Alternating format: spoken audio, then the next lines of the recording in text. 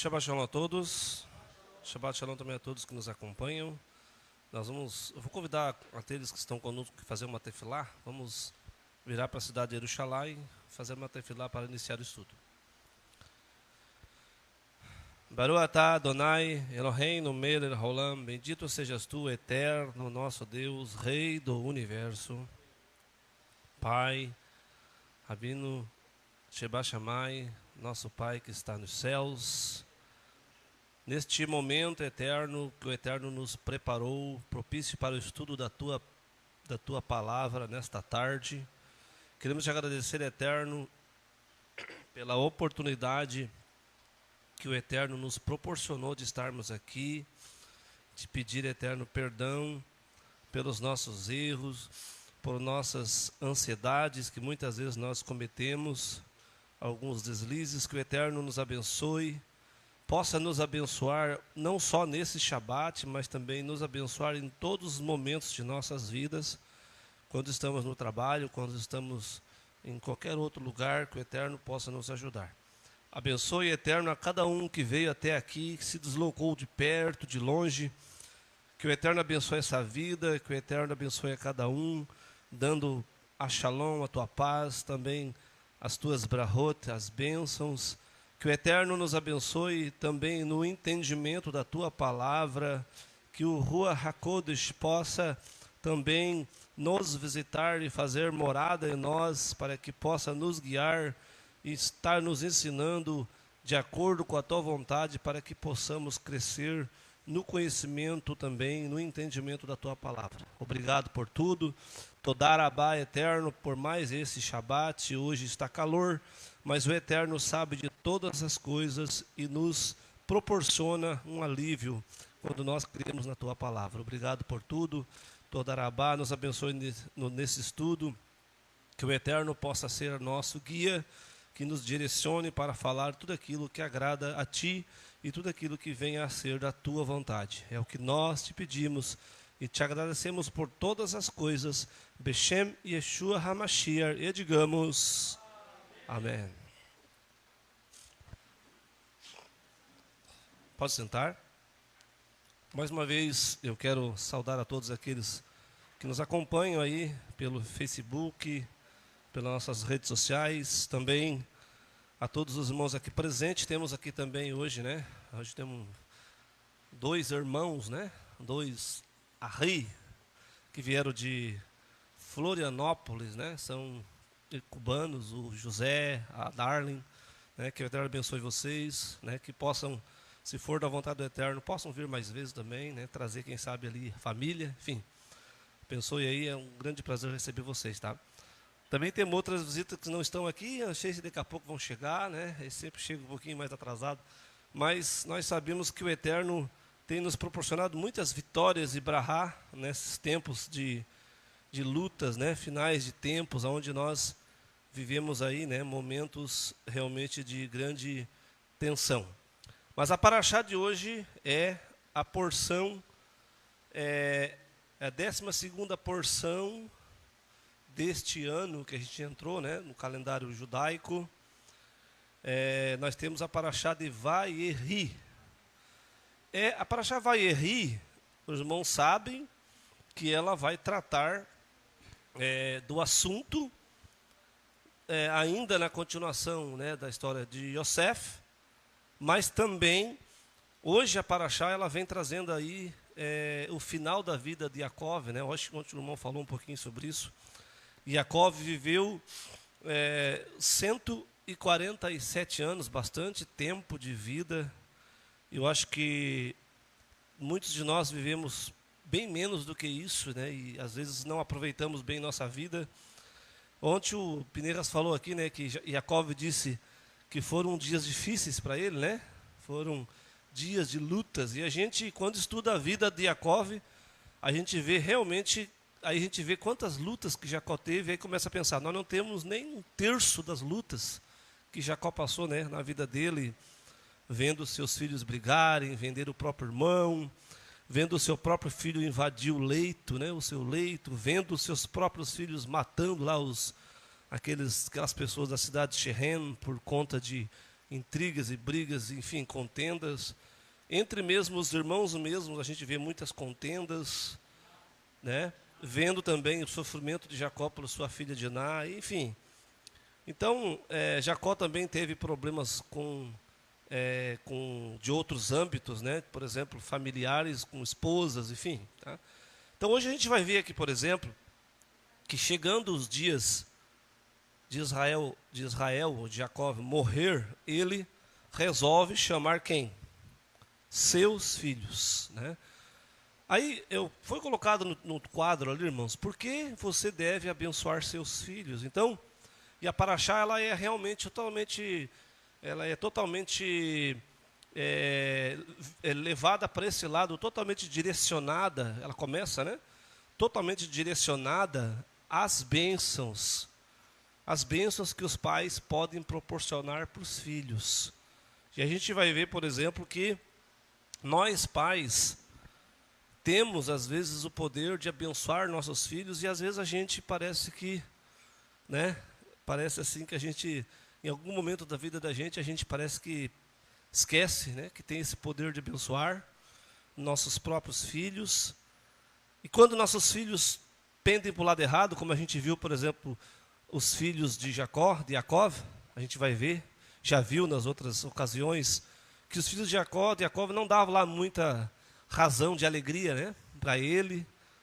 Porém, ele, mesmo assim, né, criou seus filhos, ensinou aquilo que deveria de ensinar, e seus filhos escolheram tudo o que eles escolheram. E a gente vê, por exemplo, que aqui nessa paraxá, eles têm uma grande revelação, nessa paraxá que foi a revelação de Yosef, né? Dizendo, eu sou José. Acho que a semana passada falou isso, né? Eu sou Yosef. E eles viram realmente que eles fizeram bastante coisas erradas. E aqui no finalzinho dessa paraxá, eles vão falar para José, nos perdoa, a gente vai ver aqui, né? Nos perdoa, nós sabemos que fizemos muita coisa errada. Bom, ela começa no capítulo 47, está lá no quadro, tá? E a partir do verso 28, diz assim, eu vou ler alguns versículos aqui.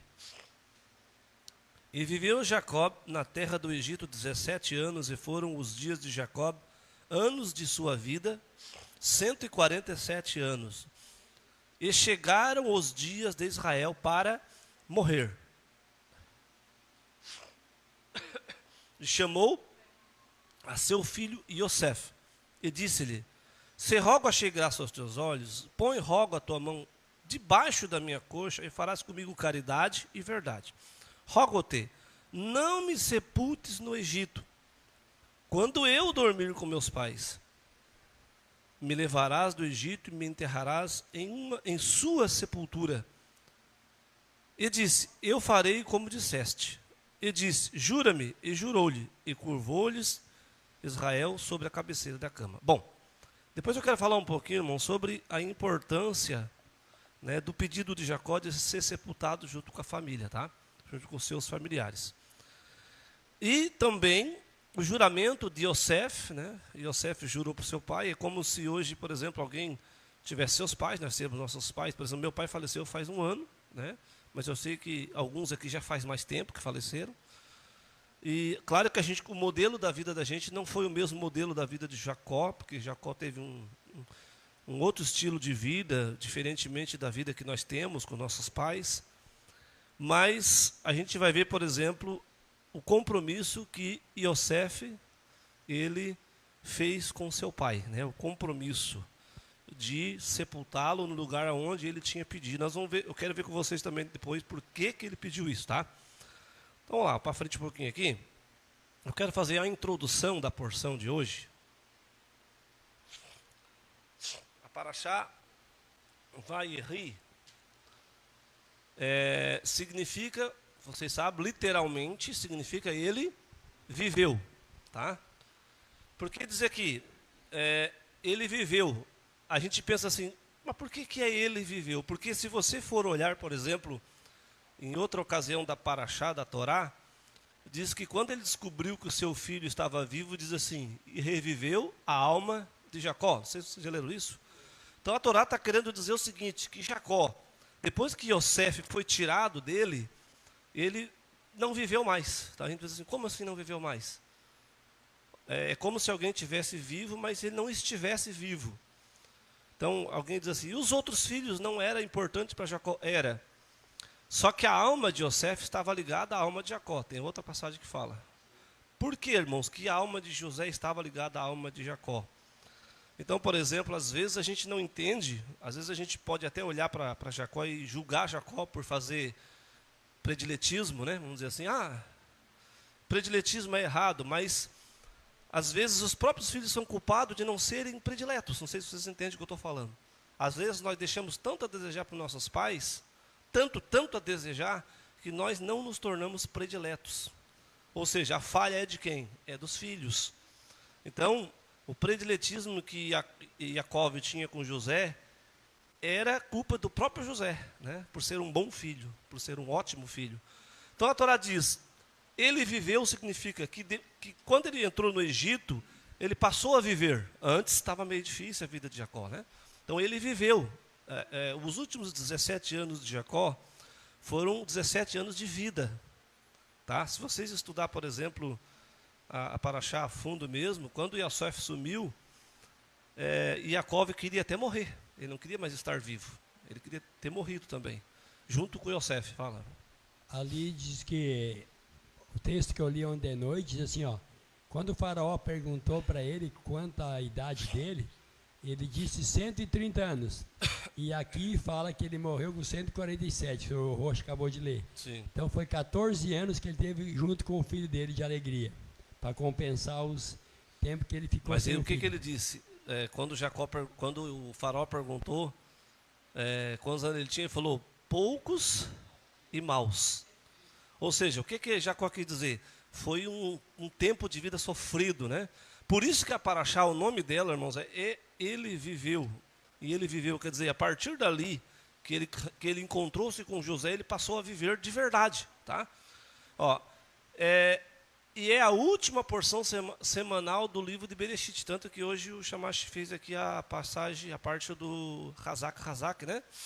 É a última, os últimos dias de Jacó, no Egito também, né?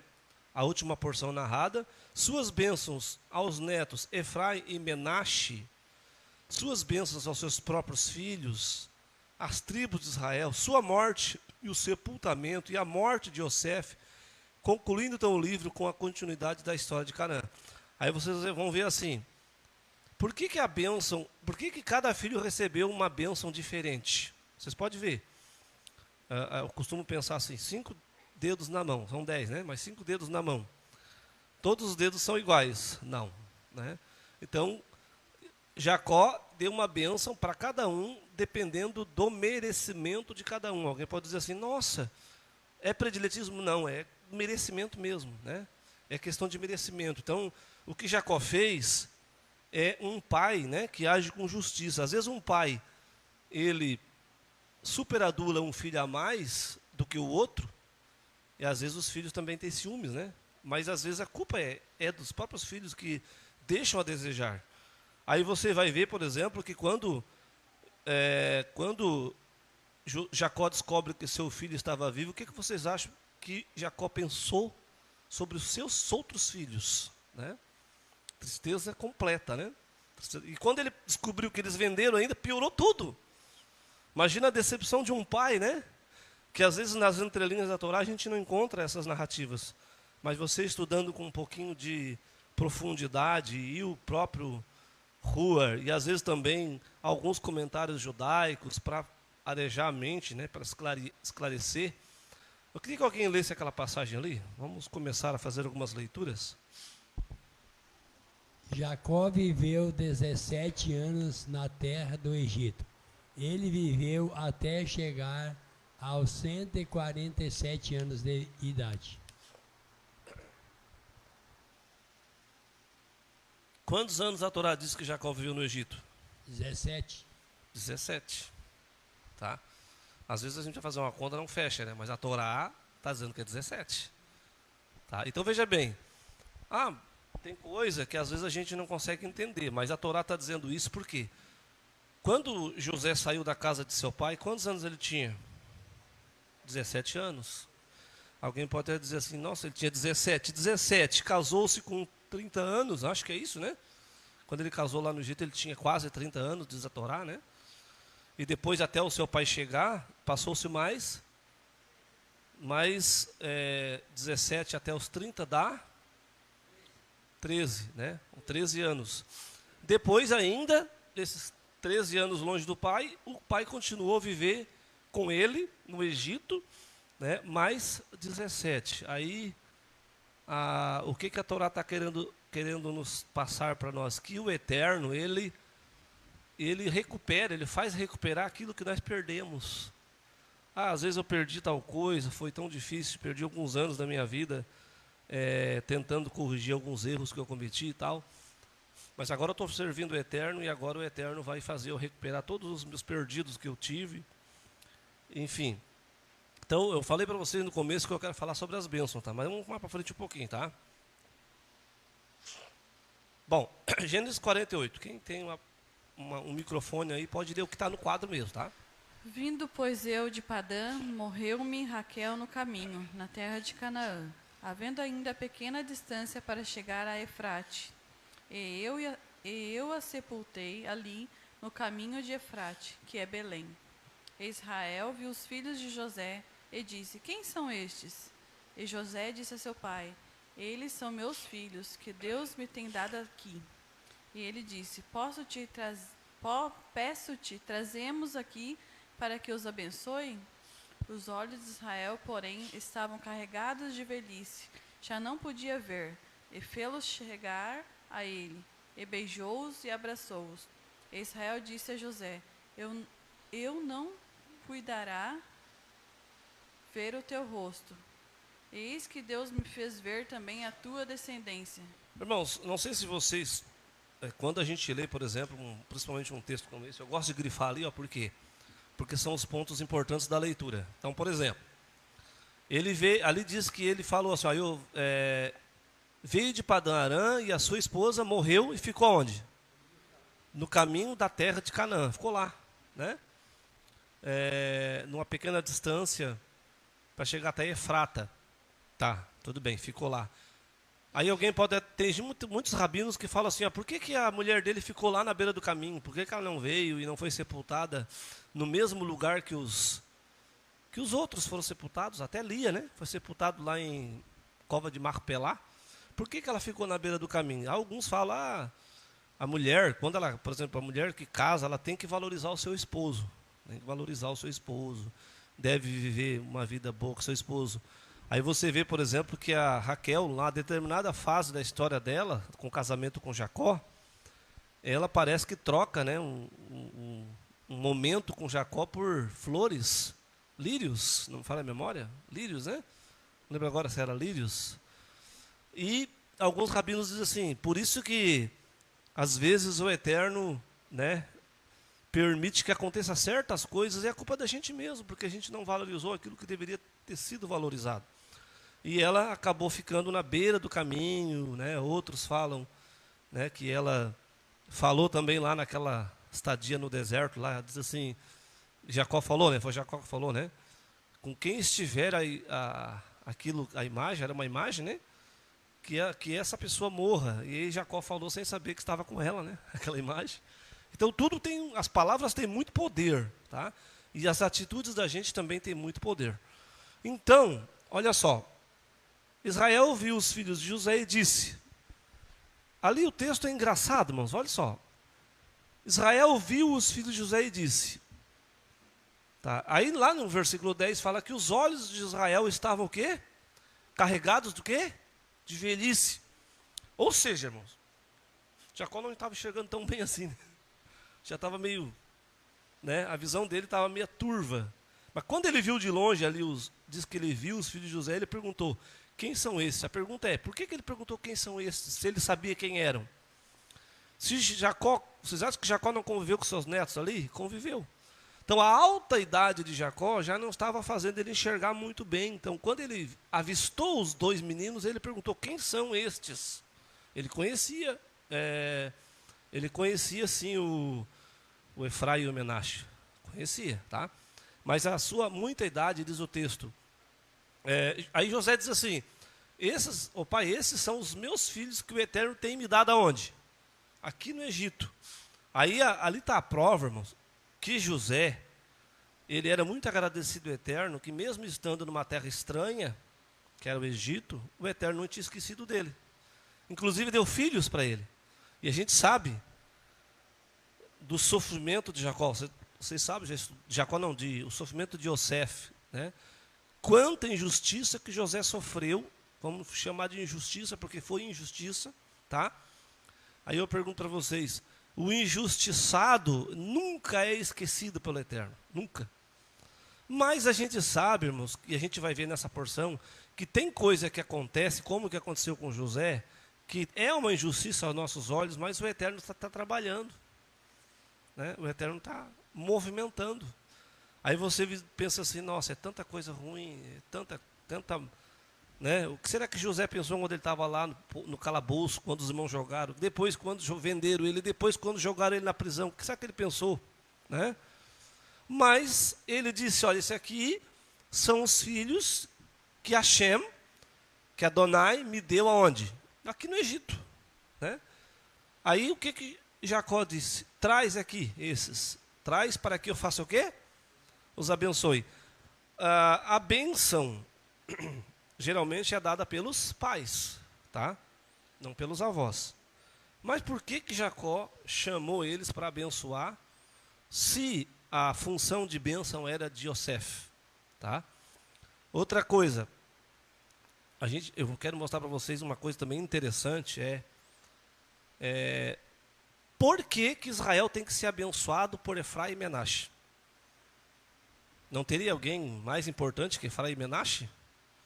Será que Isaac, Jacó, Abraão não eram mais importantes do que Efraim e Menaxe? Por que Israel tem que ser abençoado por eles? Não sei se os irmãos já se perguntaram isso, tá? Então diz aqui, os olhos de Israel, porém, estavam carregados do quê? De velhice. E já não podia ver. Lá em cima diz, ele viu, mas ele viu assim, né? Mas não estava enxergando bem. Aí diz que chegando até ele fez o quê? Os beijou e os abraçou. Tá. Israel disse assim, Yosef, eu não cuidara ver o teu rosto. Ou seja, ele achava que nunca mais ia ver Yosef, né? Agora eu estou vendo até o quê? Mas o Eterno me fez ver o quê? Até a tua descendência. Baruch Hashem. Tá? Então esse momento aqui, irmãos, foi crucial para a gente perceber uma coisa, tá? Eu falei, Jacó chama eles para abençoar. Essa função era do pai, tá? Mas Jacó tinha uma bênção para dar para Efraim e Menaxe que José não podia dar. Por exemplo, nós damos a bênção para os nossos filhos e nós dizemos, aqui na sexta-feira a gente fez, né?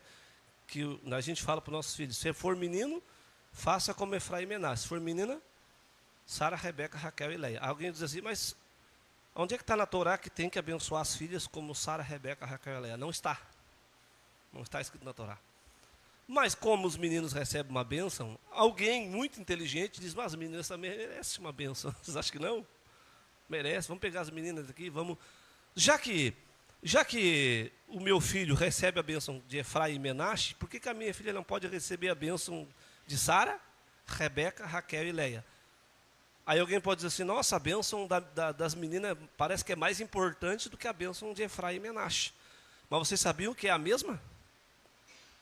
Quando você abençoa a tua filha como Sara, Rebeca, Raquel e Leia, e você abençoa teu filho como Efraim e Menaxe, você abençoa teu filho também como Abraão, Isaac e Jacó. Vocês vão ver isso no decorrer da paraxá, tá? É a mesma coisa, só que através de Efraim e Menaxe. Através deles. Agora, tem uma coisa interessante. Por que os filhos de Israel teriam que ser como Efraim e Menaxe? O que existiu de tão importante assim? Que eram duas crianças. Né? Você sabe que Jacó era meio profeta, né? Jacó via futuro, né? E outra, Jacó também conseguia ver, por exemplo, caráter, né? Conseguia enxergar também, vamos dizer assim, personalidades, né? Eu acho que cada um dos pais aqui conhece a personalidade dos filhos que tem. Conhece ou não conhece?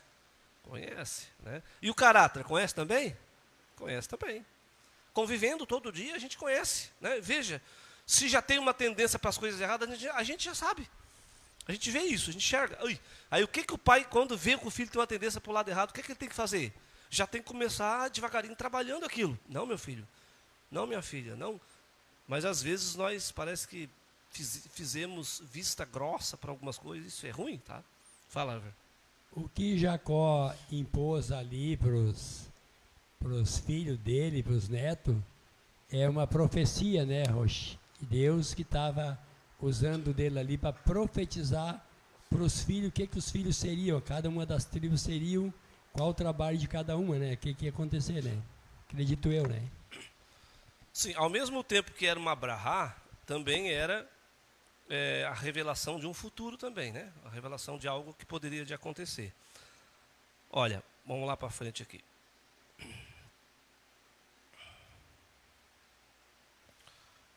Bom, alguém lê, por favor, ali.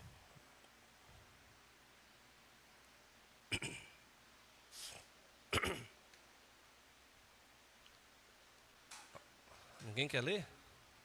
Pode ler a Shainá. Lê, Shainá. E abençoa José, dizendo: que o Deus a quem serviram meus pais, Abraão e Isaque, o Deus que tem sido o meu pastor em toda a minha vida até o dia de hoje, o anjo que me redimiu de todo o mal, abençoe estes meninos, sejam eles chamados pelo meu nome e pelos nomes de meus pais, Abraão e Isaque, e cresçam muito na terra. Bom, olha, Jacó pega José e diz o texto ali o seguinte: Jacó abençoa quem? Primeiro, Yosef, né? Antes dos filhos, tá? Que diz o seguinte para José: que o Deus que eles serviram, que o Adonai que eles serviram aos pais Abraão, Isaac e Jacó, tem sido como um pastor para eles e tem guiado eles, certo? E o anjo que redimiu eles de todo mal, abençoe quem? Estes meninos. Ó, aqui está a bênção, tá, irmãos? Que Jacó deu para os filhos. Abençoe esses meninos. Sejam eles chamados o quê? Pelo? Olha lá. Meu nome e pelo nome de meus pais, Abraão e Isaac, e cresçam muito na terra. Então, quando a gente abençoa os nossos filhos, por exemplo, o que eu estou dizendo para o meu filho? Que o Eterno te abençoe como Efraim e Menache. Eu estou dizendo para ele que ele está recebendo a bênção de Jacó, está recebendo a bênção de Isaac e também está recebendo a bênção de Abraão. Por isso que os sábios, quando eles foram criar uma bênção para as meninas, eles pensaram assim como nossos filhos são abençoados e recebem as bênçãos de Abraão, Isaac e Jacó, vamos dar as bênçãos de Sara, Rebeca, Raquel e Leia para elas? Vamos, né? Então, na verdade, Jacó disse assim: esses meninos vão ser tão abençoados que eles vão ter conectados na vida deles as bênçãos, né, que está sobre mim, sobre meu pai e sobre meu avô. Aí vocês perguntam assim: que bênçãos eram essas tão importantes que os meninos deveriam de receber essas bênçãos? Aí você vai estudar a vida de Abraão, você vai estudar a vida de Isaac, você vai estudar a vida de Jacó, você vai ver que eles foram pessoas que existiram já muitos anos atrás, muito abençoadas, apesar de todas as provas, todos os sofrimentos que eles passaram, o Eterno esteve com eles. Inclusive o Eterno fez promessas a Abraão, né? De o quê? De ser uma grande nação, não foi?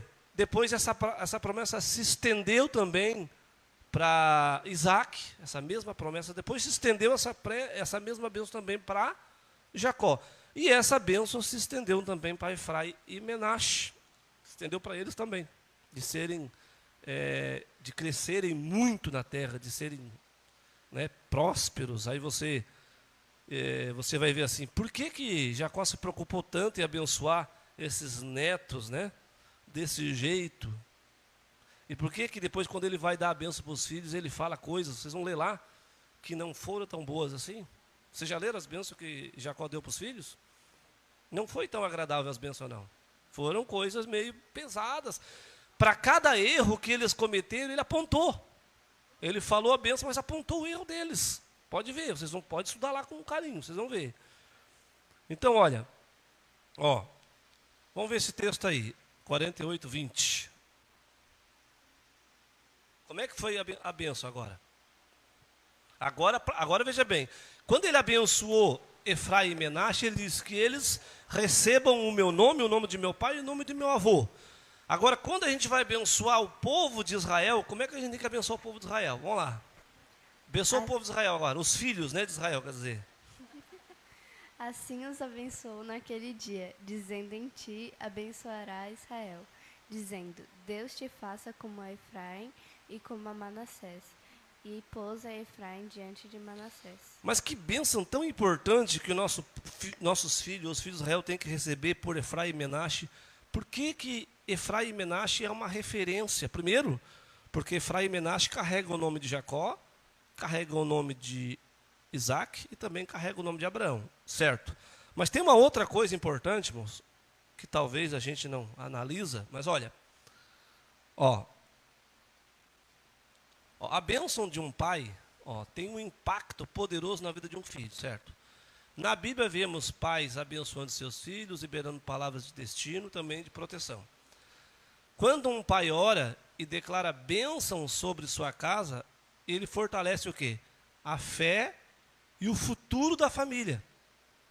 Seja um canal de graça de Deus. Abençoe seus filhos diariamente e veja-os crescer no caminho do Senhor. Não sei se alguém aqui, os mais antigos vão lembrar, bem antigamente, não sei, tem famílias que são muito tradicionalistas, né? Por exemplo, antigamente os filhos chegavam nos pais e diziam assim: a bênção, pai. No meu tempo, a gente dizia bênção, pai. Para os avós, bênção, vô. Bênção, vó. Eu dizia, eu era pequeno, eu me lembro que eu falava isso. Chegava. Às vezes, quando a gente chegava meio assim, meio afoito, o vô chegava e dizia assim: tá aí, cadê o pedido de bênção? Eles cobravam da gente. Então, aí o que acontece? Era um costume muito antigo fazer isso, irmãos. Muito antigo fazer isso, tá? Mas, aqui está dizendo o seguinte, ó. Abençoe seus filhos diariamente. Como assim, irmãos? Você tem que fazer a bênção de Efraim e Menaxe todo dia. Não. Aqui está falando, quando seu filho vai sair, você diz assim: Deus te acompanhe, Deus esteja contigo, né? Que o Eterno seja o teu guia. Vai com Hashem, né? Meu filho, que vai fazer uma prova lá no vestibular, que o Eterno te acompanhe, que Ele te dê capacidade para entender. Sabe, as palavras de um pai têm um poder muito grande. A gente pensa que não, mas tem um poder muito grande. Então, a bênção que um pai dá para um filho tem um impacto muito forte. E a gente vai ver umas coisas, irmãos, que os pais não devem fazer, porque a gente veja, por exemplo, até a gente às vezes comete algumas gafes, como diz aí fora, né?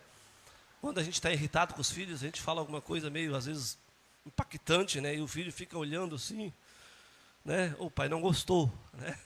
A gente solta uma palavra assim que não era para ter soltado. E essa palavra que a gente soltou, a gente não imagina, mas essa palavra, irmãos, tem um poder. Tem um poder. Olha, quero mostrar para vocês aqui, ó. Quais são as palavras que não devemos dizer a nossos filhos? Não precisa você dizer, eu já falei isso, não precisa, né? Só pense comigo. Não devemos usar rótulos negativos. Por exemplo, chamar um filho de burro. O que eu acho o pai chamar um filho de burro? Seu burro! Ó, aí, ó. De burro já foi chamada. Sua burro. Sua burra. Ai. Preguiçoso. É um pai dizer isso para o filho. Seu preguiçoso. E às vezes a gente não pensa que uma palavra que a gente fala, irmãos, às vezes negativa, parece que não tem muito peso, mas tem, tá? Maldoso. Frases que diminuíam, ameacem. Você nunca faz nada direito. Se não parar, vou embora. Ai. Não te aguento mais. Olha, palavras, né? Comparações, por exemplo. Por que não é igual ao teu irmão? Né? Essa praga, né? Tem umas pessoas que falam assim, né? Essa praga. Ou palavras que gerem vergonha. Olha o que você fez. Pois elas foram ferem, às vezes, a autoestima, limitam o desenvolvimento e criam insegurança. A gente tem que dizer para os filhos, você consegue. Né? A minha filha, esses dias atrás, ela fez umas provas, vamos lá, faz as provas, vai dar certo. Né? Deu certo, graças ao Eterno. Né? E foque em elogiar, é muito melhor elogiar, né? Do que falar coisas, o esforço, né? E ensinar a lidar com as emoções também. Eu coloquei isso aí, irmãos, eu grifei isso aí, só para a gente pensar assim, meu Deus, né? Às vezes durante a vida da gente, a gente fala algumas coisas, às vezes assim, no calor do momento, né? Fala. Shaul Rachalia tem uma passagem que ele diz assim, acho que foi Shaul Rachalia. Pais, não provoqueis a ira aos vossos filhos. Aí está um ponto muito importante para os pais. Sim. Eu acho que seria muito melhor que um pai abençoasse, né? Faça só palavras boas, né? Às vezes o filho não quer fazer uma coisa ou está se negando a ajudar ou sei lá, né? Converse, dá uns puxão de orelha, dá uma chintada na bunda. É melhor do que falar uma palavra negativa, né? Porque essas palavras, está dizendo ali, essas palavras ferem a autoestima, né? Até mesmo às vezes o desenvolvimento, né? Cria uma insegurança, enfim. Aí fala, foque em elogiar, tá? Bom, segundo a visão judaica, irmãos, uma coisa interessante sobre Efraim e Menaxe, segundo a visão judaica, segundo muitos rabinos que conversam e discutem sobre a figura de Efraim e Menaxe, tá? Jacó disse que o povo de Israel deveria ser como Efraim e Menaxe. Sabe que está escrito isso, né? Porque eles representam um modelo de unidade, ausência de ciúmes e retidão. Olha, totalmente invertido aos filhos de Jacó. Se vocês verem, por exemplo, a história dos filhos de Jacó, o que tinha no meio eles eram um modelo de unidade, os filhos de Jacó? Se brigavam por tudo. O que mais? Eles tinham ciúmes, mas era escancaradamente, né? Eles eram um modelo de retidão. Eles eram retos, né? Quando Jacó disse, vão lá pastorear as ovelhas lá, vão lá para onde é que eles tinham que ir? Não, quando eles estavam lá vão lá para, esqueci agora, Goshen, né? Não, estou falando quando Jacó estava lá no deserto, lá. Ele mandou eles pastorear no lugar lá e eles foram para outro lugar. Eles eram um modelo de retidão, né? Os filhos de Jacó. Aí então os rabinos disseram assim, Jacó olhou para Efraim e Menaxe, criados no Egito, já jovenzinhos, já, né, pequenos. Ele achou eles assim muito unidos, né? É que nem nós olhamos aqueles dois ali, olha, agora vou dar um exemplo agora, tá? Olha, eu sei que de repente eles têm os momentos também, né? Mas olha só que interessante, a gente vê assim uma união, né? Foi isso que Jacó observou nos netos. Uma unidade entre eles. Nossa, se os meus filhos fossem que nem meus netos, estava tudo certo, né? Ele só faltou dizer isso, né? Porque ele diz, eu quero que Israel seja abençoado por Efraim e Menaxe. Aqui está aí o exemplo, né? Então fala ali, os rabinos dizem assim, eles representavam um modelo de unidade, ausência de ciúmes, retidão, né?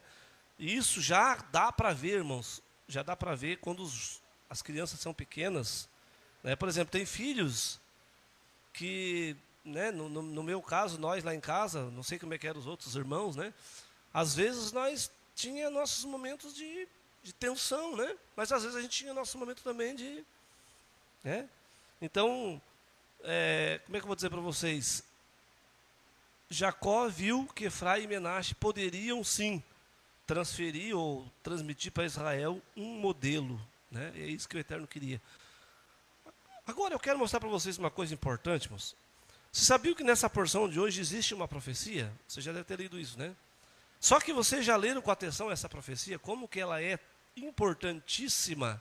Olha, vamos ler ali Gênesis 49? Lá tem um leão deitado lá, né? Alguém lê, por favor. Gênesis 49, 9 ao 11. Judá é um leãozinho da presa subsiste.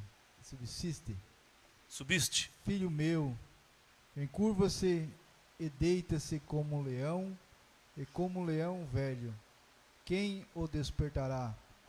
O cetro não se arredará de Judá, nem o legislador dentre seus pés, até que venha Siló, e a ele se congregarão os povos. Ele amarrará o seu jumentinho à vide, e o filho da sua jumenta à cepa mais excelente. Ele lavará a sua roupa no vinho, e a sua capa em sangue de uvas.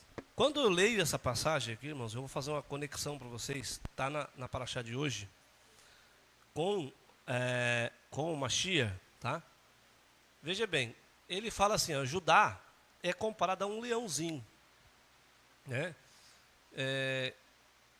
Um leãozinho que sobe, que tem as suas presas.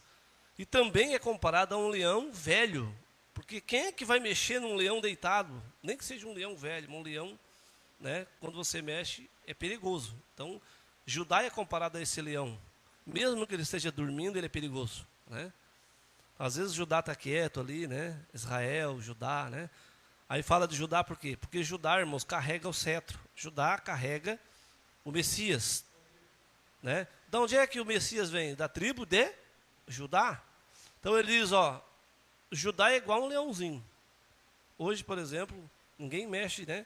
Não deve mexer com Judá, porque o Messias está ali. O cetro, o que é o cetro, irmão? O rei, quando ele governava, ele tinha um cetro, né? Então o cetro não sairia, ou não se arredaria de Judá. Ou seja, até hoje ainda o cetro está com Judá, tá? Não se arreda, não sai.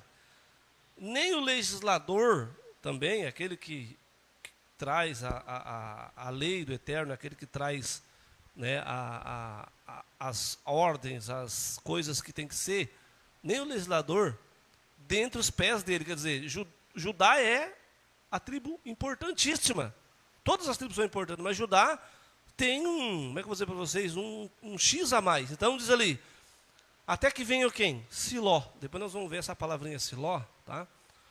Porque Siló ou Shiló no hebraico, ela é interessante, porque apareceu ali, até que venha Shiló, e não explicou o que é, né? E a ele se congregarão os povos. E esse a ele já está dizendo tudo ali, né? A ele, né? Ó, ele, olha só que interessante, amarrará o seu jumentinho a uma videira. Ele quem? Shiló, né? E o filho também da sua jumenta, a cepa mais excelente, ele lavará a sua roupa no vinho. Aí você começa a imaginar, vinho? Que cor que é o vinho? Vermelho, né? E a sua capa também no sangue, aí usou a expressão dan, né? Sangue de uvas, porque isso aqui, irmãos, está fazendo já uma alusão, é como se fosse já tivesse falando que de Judá sairia alguém muito importante, só que esse alguém muito importante, ele também teria a ver com um jumentinho, estaria ligado a um jumentinho. O que mais? A filha de uma jumenta. Aí vocês vão dizer, mas como isso? Se você pegar, por exemplo, o profeta Jeremias, você vai encontrar o profeta Jeremias falando sobre isso, mesma coisa que está aqui no livro da Torá. Mas antes disso, eu quero mostrar para vocês uma passagem. Não é aqui. Mas eu primeiro vou explicar a palavra Shiló ali, tá? Ó, o termo Siló ou Siló, o hebraico também Shiló, tem um significado bíblico que inclui o quê? Tranquilo, pacífico e enviado. Ou aquele que pertence. O significado exato depende do contexto. Então, quer dizer, esse Siló que está falando aqui, irmãos, pode ser alguém tranquilo, porque, por exemplo, o leão deita, e quem que desperta o leão? Tranquilo, né? Pode ser alguém pacífico também, mas também pode ser um enviado. Alguém, né, que vai ser enviado.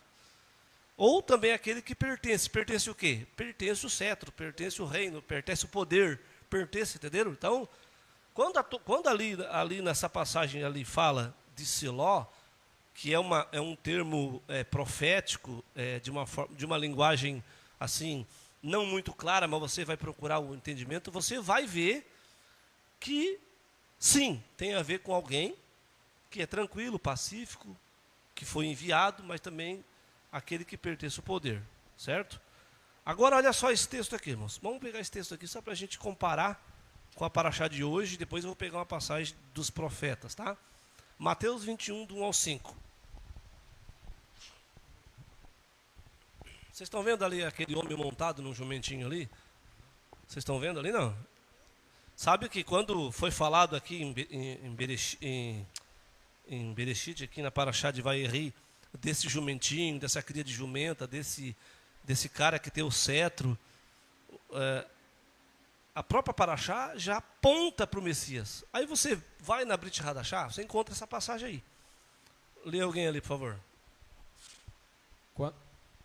Quando se aproximarem de Jerusalém, chegaram a Bet-Pagei, ao Monte das Oliveiras, e Yeshua enviou 2 discípulos, dizendo-lhes: vão ao povoado que está adiante de vocês, logo encontrarão uma jumenta amarrada com um jumentinho ao lado, desamarrem-nos e tragam-nos para mim. Se alguém lhes perguntar algo, digam-lhe que o Senhor precisa deles e logo os enviará de volta. Isso aconteceu para que se cumprisse o que foi dito pelo profeta. Digam à cidade de Sião: eis que os seus reis vêm a vocês, humilde e montado num jumento, num jumentinho, cria de jumenta. Irmãos, olha só que interessante, tá? Essa passagem de Matatiarro, de Mateus, narra, tá, que Yeshua estava chegando em um determinado lugar. Ele fala que Jerusalém, Bet-Pagei, né? Pagei, quer dizer. E Yeshua chegando lá, num povoado, né? Chega lá e eles encontraram uma jumentinha amarrada. Alguém pode dizer assim: nossa, coincidência, né? Vocês acham? Tem alguma coisa a ver com essa passagem que nós lemos agora aqui, não? De Gênesis? Será que dá para fazer uma ligação, um link? Será que dá para a gente compreender que realmente o que está escrito aqui em Gênesis 49, que a gente leu ali, tem alguma coisa a ver com isso? Nós vamos ver que tem. Só olha, uma jumenta amarrada, um jumentinho do lado, tal. E Yeshua disse: vão lá e peguem esse jumentinho e diga assim, se alguém perguntar, diga: não, daqui a pouco o Senhor precisou. Sabe, alguém pode dizer assim: não, é como se pedisse uma coisa para o vizinho, mas o vizinho não te conhecesse. Não, essa pessoa que ele pegou o jumento já conhecia Yeshua. Vai lá e busca o jumentinho lá, já conhecia ele. E disse que depois eu devolvo. Isso aconteceu, irmãos, não é nada que acontecia com Yeshua era por acaso, né? Isso aconteceu, isso que Yeshua mandou fazer, eles trazer o jumentinho, aconteceu porque foi dito por um profeta. Qual profeta falou isso? Foi dito por um profeta o quê?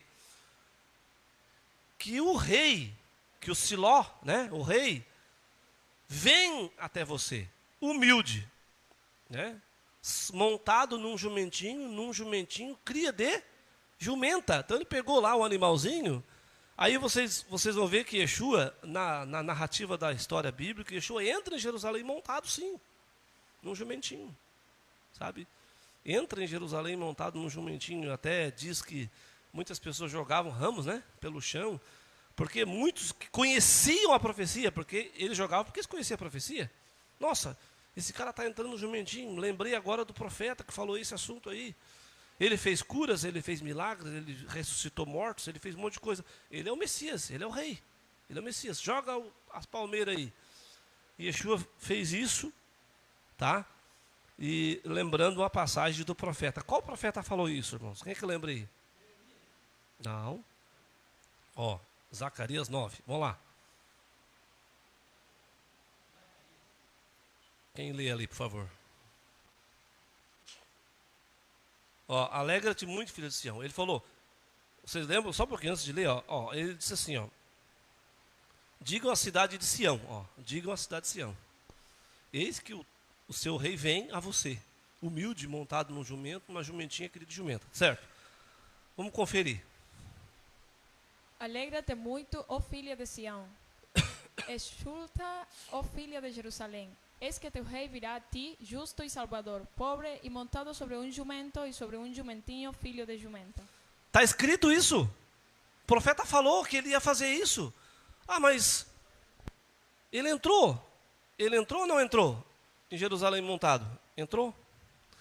Para cumprir o quê, gente? Uma profecia. Ó, uma profecia de um profeta. Qual profeta? Zacarias. Zacarias falou isso. E Yeshua montou naquela jumentinha. Aí a gente vê, por exemplo, lá, né? Vamos voltar para trás um pouquinho, rapidinho aqui. Aqui, ó. que ele fala que ele amarrará o seu jumentinho na vide e o filho da jumenta as cepas mais excelentes. Então, na própria paraxá de hoje, irmãos, já falava desse jumentinho, desse Siló, desse rei, né? Aí você começa a conectar, né? Você vai ver o que significa Siló, você começa a conectar, você começa a ver, puxa vida, realmente Yeshua já apareceu na paraxá Vayeri, né? Mesmo que não esteja dizendo o nome dele aqui, né? Mas apareceu na paraxá Vayeri. Aí depois o profeta vem, fala, né? Completa a palavra e fala sobre esse jumentinho, fala sobre esse homem justo, fala sobre esse rei, fala sobre esse salvador, né? Que vinha montado nesse animalzinho. Uma profecia, quando ela era feita, ela precisava ser cumprida. Então se cumpriu essa profecia. Então quando a gente lê, esse tempo atrás eu estava vendo um vídeo e alguém leu essa profecia para um judeu ortodoxo e perguntou para o judeu ortodoxo assim, de quem o profeta está falando aqui? Quem é que vai vir montado num jumentinho? Daí ele ficou assim, o Mashiach, né? O Mashiach. Tá, mas o Mashiach vai montar num jumentinho ainda? Ele ficou, pois é, né? Essa profecia nunca se cumpriu, né? Já se cumpriu. Para ele nunca se cumpriu. Estão esperando ainda, mas para nós a gente sabe, tá aí, ó, a Brit Hadashah relata que ele veio montado, tá? Para completar o que foi dito na paraxá de hoje. Agora em Gênesis 49, irmãos, vamos ver ali. Para frente agora, um pouquinho.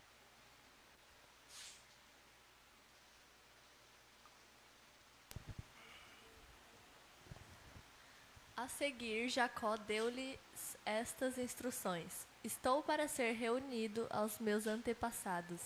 Sepultem-me junto aos meus pais na caverna do campo de Efron, o Hitita, na caverna do campo de Macpelá, perto de Manré, em Canaã, campo que Abraão comprou de Efron, o Hitita, como propriedade para sepultura. Ali foram sepultados Abraão e Sara, sua mulher, e Isaque e Rebeca, sua mulher. Ali também sepultei Lia. Tanto o campo como a caverna que nele está foram comprados dos hititas. Ao acabar de dar essas instruções a seus filhos, Jacó deitou-se, expirou e foi reunido aos seus antepassados. Então veja bem, eu falei para vocês que Jacó era profeta, né? Vocês lembram? Jacó falou do Siló, do Messias, né? Falou do jumentinho. Coisas, irmãos, que aconteceram muito tempo depois, tá? Que está registrado na Brit Hadashah, para a gente ver. Aí Jacó, quando ele faz a profecia, fala com os filhos, né? Eu acho que foi antes dele falar com os filhos, né? Está ali em Gênesis 49, deixa eu achar aqui o texto, Depois, não, ele já tinha dado a bênção para os filhos e tal. Aí ele chama os filhos e faz o quê? Dá umas instruções. Aí quais são as instruções que Jacó dá para eles? Olha, não sei se os irmãos vão entender o que eu quero dizer, ó. Sepultem-me, a instrução é a seguinte: me sepultem junto com quem? Meus pais. Com meus pais na caverna do campo de Efron, ou com meus antepassados, que é a mesma coisa, né? Até fala ali, já tinha antepassados também, né? Ou não? Tá ali. Eu vou ser reunido aos meus antepassados. Irmão, você sabe que, por exemplo, morre uma pessoa, não sei se, né, todo mundo é assim, mas quando a pessoa, antes de morrer, a pessoa já tem um lugarzinho preparado, né? Eu sei que nem todo mundo tem, né? Porque isso é a última coisa que a pessoa pensa, né? Vou comprar um lugarzinho lá no cemitério. O cara pensa, vou comprar um carro, vou comprar uma moto, vou comprar um terreno, vou comprar uma casa. Mas o lugarzinho lá no cemitério ninguém quer pensar. Todo mundo pensa, mas eu vou demorar ainda para morrer. Mas a gente não sabe o dia de amanhã, né? Porque você vai lá no cemitério e você vê jovens mortos lá, crianças, não é? Adolescentes, idosos, você vê todo tipo de pessoa lá. Não, quer dizer, não tem só velhinho morto lá, não. Tem vários tipos de pessoa. Mas Jacó, quando ele sabia que ele já estava numa fase terminal, Jacó disse: eu quero ser sepultado junto da minha família, meus parentes. Aí eu queria perguntar para vocês uma coisa: por que ele queria tanto ser sepultado junto com os parentes? Porque tem gente que não gosta dos parentes. Até quando ele morreu, eu quero ser sepultado bem longe dos meus parentes. Meu parente está sepultado lá no São Paulo, eu quero ser sepultado lá no Rio de Janeiro. Bem longe do meu parente. Mas por que Jacó tinha tanta preocupação? Ó, nesse campo Macpelá, estava lá quem? Sepultado? Abraão. O que era Abraão de Jacó? Avô. Né? Sara, o que Sara era de Jacó? Avó. Estava sepultado lá a mulher dele também. Sua mulher, né? Isaac também estava lá. Rebeca também estava lá. E também Jacó diz, eu sepultei lá também Lia. Lá no outro texto fala, ele sepultou Lia lá também. Eu falei para vocês, a Raquel não, né? Raquel ficou lá em Canaã, num caminho. Olha, a Raquel era a mulher que Jacó mais amava. A gente vê os textos da Torá falando, né? Que ele tinha um amor por ela diferente que ele tinha por Lia, diferente que ele tinha pelas outras concubinas. Porém, ela não foi sepultada lá. Por quê? Aí alguém pode dizer assim, mas por que Raquel ficou de fora? Por que Raquel não está ali? Aí os rabinos falam assim, Raquel, ele amava Raquel, mas acho que ela não, ela deixou a desejar em algum momento lá que ela não pôde estar. Mas Jacó se preocupou. Então, veja bem, irmãos. Aí ele fala assim, tanto o campo como a caverna que nele está, foram comprados de quem? Dos hititas. E ao acabar de dar essas instruções a seus filhos, Jacó deitou, expirou e foi reunido a seus antepassados. Aí eu pergunto para vocês, eles sepultaram ele lá onde ele queria ou não? Sepultaram. A paraxá de hoje vai falar que eles fizeram até um cortejo, né, muito grande, foram para lá e tal. Então, a pergunta que eu pergunto para os irmãos, que não sei se os irmãos querem responder, mas por que Jacó estava tão preocupado em ser sepultado com os parentes? Porque, irmãos, veja bem, tem gente, por exemplo, eu já vi muitas famílias, por exemplo, que fazem lá, compram um pedaço de cemitério lá e ali mesmo eles sepultam, pai, mãe, filho, né? Avô, avó. Mas tem gente que se muda de cidade, o pai numa cidade, a mãe, o filho numa outra cidade, né? Não são todos no mesmo lugar. Jacó se preocupou em estar junto com eles, e eu vou dizer para vocês, por causa da ressurreição, sabiam? Por causa da ressurreição, Jacó estava preocupado em ser sepultado junto com seus parentes. Porque quando ele acordasse, e ele tinha certeza que ele ia acordar, hoje na Haftará, aqui foi lido, não sei quem foi que leu a Haftará aqui. Foi o Rosh Mordecai? Não, quem foi? Foi você?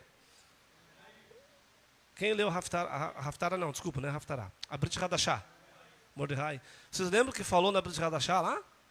Que Abraão cria no quê? Na ressurreição. Aí se Abraão cria na ressurreição, você acha que Jacó também não cria? Cria também. Agora olha só, vamos para frente um pouquinho. Mateus 22, 31, 32, está escrito isso aí, dito por Yeshua. Quem que lê, por favor?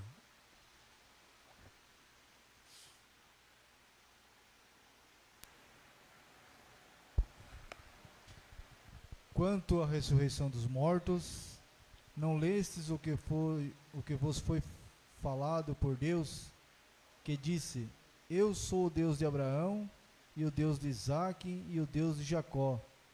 Ele é o Deus não de mortos, mas de vivos. Por que Yeshua falou isso, irmãos? O Eterno é Deus de quê? De mortos? Não, de vivos. Então, quer dizer, aonde Abraão, Isaac e Jacó estão, eles estão mortos, mas, na verdade, irmãos, eles não estão mortos para sempre. Então, Yeshua está dizendo ali, se você pensar na ressurreição dos mortos, vocês têm que pensar naquilo que vocês já leram. Nós já lemos na Torá. Onde é que está escrito isso na Torá? Está escrito, eu sou o Deus de Abraão, Isaac e Jacó. Quando é que o Eterno falou isso? Quando ele queria tirar o povo de Israel do Egito, ele falou, eu sou o Deus de Abraão, Isaac e Jacó. Eles já tinham morrido ou não? Já tinham morrido. Mas por que ele falou que ele era o Deus deles? Porque o Eterno não é Deus de mortos. E eles vai ressuscitar Abraão, vai ressuscitar Jacó, vai ressuscitar Isaac, está ali, né? Yeshua disse que o nosso Deus não é Deus de mortos, tá? Mas é Deus de vivos, de pessoas que, por exemplo, você vai ser sepultado lá, você acordar lá, ressuscitar lá e você encontrar com seu pai, né? Com a sua mãe, certo? Com seus irmãos, né? Encontrar lá, ô meu irmão, tudo bom, né? Jacó vai dizer, ô avô, tudo bom, avô Abraão? Tudo bom, meu pai, né? Que brahá, né? Eu quero estar sepultado junto com eles lá, porque quando eu ressuscitar eu quero chegar e ver eles, né? Isso é uma coisa muito importante, tá? Olha, esse texto de Hebreus eu achei muito interessante, foi lido de manhã esse texto de Hebreus aí, ó. Vamos ler, por favor. Pela fé, Abraão, quando Deus o pôs à prova, ofereceu Isaque como sacrifício. Aquele que havia recebido as promessas estava a ponto de sacrificar o seu único filho. Embora Deus lhe tivesse dito, por meio de Isaque, e a sua descendência será considerada. Abraão levou em conta que Deus podia ressuscitar os mortos e figuramente recebeu Isaque de volta dentre os mortos. Então Isaque já estava sentenciado a ser sacrificado, não estava? Então, figuradamente, o texto fala, é como se ele tivesse morrido e ressuscitado. Agora, Abraão levou em conta, irmãos, mesmo o Eterno pedindo a morte de seu filho, o sacrifício, Abraão levou em conta que o Eterno poderia ressuscitá-lo. Está na Brit Hadashah, ó, vamos supor, né? Olha, tem que ter muita fé, né? Para sacrificar o filho pensando, mas o Eterno vai ressuscitá-lo. Pai da fé, está escrito, né? Por exemplo, se fosse com a gente, talvez a gente não tivesse esse mesmo, sei lá, né? Se a gente teria esse mesmo, essa coragem, essa fé tão grande, né? Não sei. Mas está dizendo ali que Abraão levou em conta que Deus sim pode ressuscitar os mortos. E ele pode e pronto, né? A gente sabe disso. Tá? Então está no texto de Hebreus 11, 17 e 19. Bom, a gente sabe que Jacó, quando ele orientou os filhos a sepultar ele na caverna de Macpelá, e depois disse que ele morreu, expirou e morreu, tá? E eles levaram Jacó para ser sepultado, eles tiveram que levar Jacó, porque era longe, né? Comitiva. Quando eles chegaram lá perto, irmãos, olha o texto ali, vamos lá, Gênesis 50. Pode, Alana, ler, pode. Chegando à eira da tarde, perto de Jordão, lamentaram em alta voz, com grande amargura, e ali José guardou 7 dias de pranto pela morte de seu pai. Ó, irmãos, quando eles chegaram perto, onde eles iam colocar o caixão e, né, e fazer a despedida do pai, que eles tiveram que viajar, por isso que a Torá fala que eles fizeram o que? Eles embalsamaram, porque a viagem era tão grande que só embalsamado para suportar. Você sabe que uma pessoa quando falece, o que a gente faz? Fica uma noite lá de 12 horas, no outro dia a gente já coloca lá. Por quê? Porque se demorar muito tempo, daqui a pouco não dá mais, não tem mais condições, né? Mas eles embalsamaram o corpo de Jacó, que é uma prática egípcia, tá? Não é uma prática judaica, é uma prática egípcia. E eu acho que José optou em fazer o embalsamento, não porque ele achava interessante, mas porque ele pensou, meu pai quer ser sepultado lá, e como que eu vou levar meu pai lá naquela distância, né? Daqui a pouco o corpo já não dá mais para suportar o cheiro, então vamos embalsamar ele. Chegando lá, diz que ele ainda aguardou mais 7 dias. Mais 7. Parece que eles ficaram lamentando o período, né? Eu não lembro agora o período. 70 dias, né? Porque foi o período que eles levaram para conseguir chegar até no local que eles queriam chegar. Mas chegando lá, eles pegaram e lamentaram. José, né? Chorou amarguradamente, mais 7 dias de pranto. Aí o judaísmo, os judeus, eles criaram uma prática chamada Shivá, não sei se vocês já ouviram falar nisso, uma prática chamada Shivá, que é quando, por exemplo, você enterra teu pai, tua mãe, seus parentes, eles fazem essa prática de Shivá, de um luto de 7 dias, né? Um luto de 7 dias para poder, como é que eu vou dizer para vocês? Porque a gente, claro, tem pessoas que vai levar bem mais tempo para aceitar, né? Mas 7 dias já é uma quantidade que a pessoa começa a, como é que eu vou dizer para vocês, a aceitar, né? Por isso que o número 7 é importante, né? 7 dias para começar a aceitar. Morreu um parente, aí morreu um pai, morreu uma mãe, a gente fica 7 dias catatônico. pensando, né? E é profundo o pensamento. Então, aqui diz, o que acontece durante uma Shivá? Shivá é 7, tá? O que acontece? É um procedimento. Então, acontece o recolhimento. A família fica em casa, não trabalha, não vai a eventos sociais, evita luxos. Aqui diz até que uns evitam banhos. Não é todos, tá? Banhos quentes ou duchas completas, focando na dor, na perda. Aí senta o Shivá, eles fazem os enlutados sentam em bancos baixos. E estou falando de tradição judaica, de judaísmo tradicional, tá? Sentam, não judaísmo messiânico, tá? Sentam em bancos baixos ou cadeiras simples, simbolizando a humildade, o luto, e não se levantam para visitantes, nem mesmo para figuras importantes. Quer dizer, é um momento de luto. Visita e apoio. Amigos e membros da comunidade visitam a casa para oferecer conforto, trazer refeições, compartilhar histórias, falando sobre o falecido, né? E ajudando a comunidade a se reconectar com o enlutado. Depois vem aquele procedimento que você sabe que é o Kadish, né? Até no dia do enterro a gente faz, né, o Kadish. O que significa Kadish, irmãos? O que é Kadish? Kadish é o quê? É uma reza, né? Kadish é uma reza. Né? Agora eu vejo assim o último texto, acho que é quase o último praticamente, né? Gênesis 50. Pode ler qualquer um, vamos lá. Vendo então os irmãos de José que seu pai já estava morto, disseram: porventura nos odiará José e certamente nos retribuirá tudo o mal que lhes fizemos. Portanto, mandaram dizer a José: teu pai ordenou antes da sua morte, dizendo: assim direis a José: perdoa, rogo-te a transgressão de teus irmãos e o seu pecado, porque te fizeram mal. Agora, pois, rogamos-te que perdoes a transgressão dos servos do Deus de teu pai. E José chorou quando eles lhe falavam. Depois vieram também seus irmãos e postraram-se diante dele e disseram: eis-nos aqui por teus servos. E José les disse: não temas, porventura estou eu em lugar de Deus? Vós também intentastes mal contra mim, porém Deus intentou para bem, para fazer como se vê neste dia, para conservar muita gente com vida. Agora, pois, não temais, eu vos sustentarei a vós e a vossos filhos. Assim os consolou e falou segundo o coração deles. Vocês veem que aqui no desfecho dessa leitura da Torá aqui, que é o desfecho final, né, do capítulo 50, a gente vai ver uma coisa muito interessante, por exemplo. Eles se preocupavam que José poderia odiar eles. Já pensou? Era por menos que eles se preocupavam? Claro que não. Quem faz o mal, né? Por exemplo, quando a pessoa faz alguma coisa para outra pessoa, ele fica pensando: opa, de repente vai se vingar, né? Vai ter a vingança. Então, tudo que eles fizeram para José, eles tinham medo que depois que o pai deles descansasse, que José então agora tomaria, sendo ele o governador do Egito, né, tomaria agora a vingança.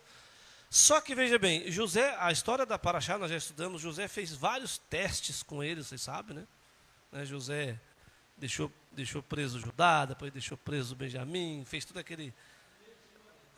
aquela novela, que nem diz aquele ditado, né? José queria ter certeza que eles agora eram diferentes, né? Se eles não fossem diferentes, qual seria o desfecho da história? Será que José mandaria eles embora? O que ele faria, né? Mas José percebeu realmente uma mudança neles, né? Só que mesmo assim, no final da vida de seu pai, Jacó, eles achavam que José ainda odiava eles. Fala uma coisa? Eles achavam que José ainda odiava, né? E eles chegaram a dizer: olha, ele vai nos retribuir o mal que nós fizemos para ele. Aí eles disseram: nosso pai disse, né? Nosso pai mandou dizer para você: perdoa a transgressão de teus irmãos. Ele não falou nada, eu acredito que não, sabe? Foi o que eu acho que eles vieram com essa, como é que eu vou dizer para vocês, com essa astúcia para convencer a José, tá? Porque não está registrado, né? Está registrado em algum lugar que Jacó mandou fazer isso? Não, né? Não está registrado. Aí diz o seguinte ali, ó, eu grifei ali embaixo. E José falou assim, ó, porventura estou em lugar de Deus? Aí a gente vê, por exemplo, embora que José tinha um poder muito grande, né, que a vida estava na mão dele, né, a morte também. Ele disse, eu não estou no lugar de Deus. Né, eu não posso. É como se alguém fizesse alguma coisa contra você e você dissesse assim, bom, deixa na mão daquele lá, né? Ele vai fazer o que tem que ser feito. Só que ele falou o seguinte, ó, bom, vocês intentaram mal contra mim, ou intentastes mal contra mim, é verdade. Porém, o Eterno intentou o quê? Bem. Para fazer como se vê nesse dia. Para conservar muita gente com vida. Quer dizer, José entendeu, irmãos, aqui no desfecho dessa paraxá, José entendeu o quê? Que tudo que tinha acontecido era plano. Uma providência. Mas que providência mais séria, né? O Eterno deixou José na mão dos irmãos que fizeram dele o que quiseram, né? Que humilharam ele, que venderam, mas era uma providência divina. E acabou, né? Então, se eles não tivessem feito o que eles fizeram com José, ele estaria no Egito? Seria rei no Egito?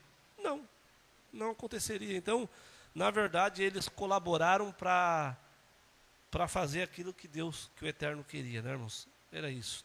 Aí apareceu aqui uma imagem, né, da reconciliação que nós, sempre que a gente vai para o congresso, a gente tem a paraxá aquela, né, que é a paraxá Miquetes, que é a paraxá do desfecho, né, onde José se revela para os irmãos, eu sou José, né, porque José estava vestido de egípcio, tinha raspado a barba, roupa egípcia, e se ele não dissesse eu sou José, jamais eles saberiam, até porque eles ficaram bastante tempo longe de José, né, e a pessoa, quando a gente se afasta de alguém, a gente vai mudando, não sei, por exemplo, eu conheci uma pessoa que disse assim, nossa, faz 20 anos que eu não vejo meu irmão, a pessoa falou para mim, né, 20 anos, eu vou me encontrar com ele, né, lá em tal lugar.